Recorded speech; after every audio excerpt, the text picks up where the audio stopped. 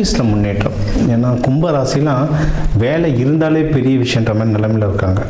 இப்போ வந்து பார்த்திங்கன்னா இப்போ தான் வேலையில் அவங்க ஒரு ஆள் இருக்காங்கன்னே ஒரு பார்க்க ஆரம்பிச்சிருப்பாங்க, ஏதாவது பண்ணலான்னு யோசிக்க ஆரம்பிச்சிருப்பாங்க. நிறைய பேருக்கு இப்போ தான் வேலை போயிட்டு இப்போ தான் வேலைன்னு நிறைய கிடைக்கிறதுக்கு அட்லீஸ்ட் ஃபோன் காலாவது வரும்.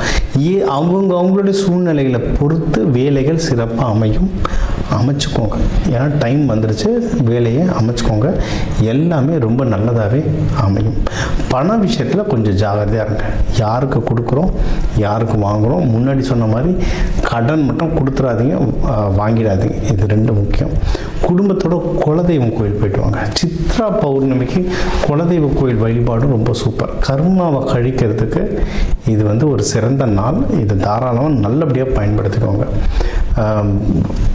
வேண்டுதல்கள் வழிபாடுகள் அப்படின்னு எடுத்திங்கன்னா, இப்போ சித்திரை நீங்கள் வந்து ரங்கநாதர் லக்ஷ்மி தாயார் வழிபாடு பண்ணலாம். மங்கள சனீஸ்வரர் அவர் குடும்பத்தோட ஜேஷ்டதேவி குளிகன் மாதிரி உங்கள் குடும்பத்தோடு இருக்கிறது வழிபடலாம். சிவபெருமான் அம்பாலோடு சேர்த்து முழு டெக்கரேஷனில் வழிபடுங்க. எள்ளு சாதம் அன்னதானமாக கொடுங்க. கோவிலில் வந்து தூபம் போடுறதுக்கு சாம்பிராணி வாங்கி கொடுங்க.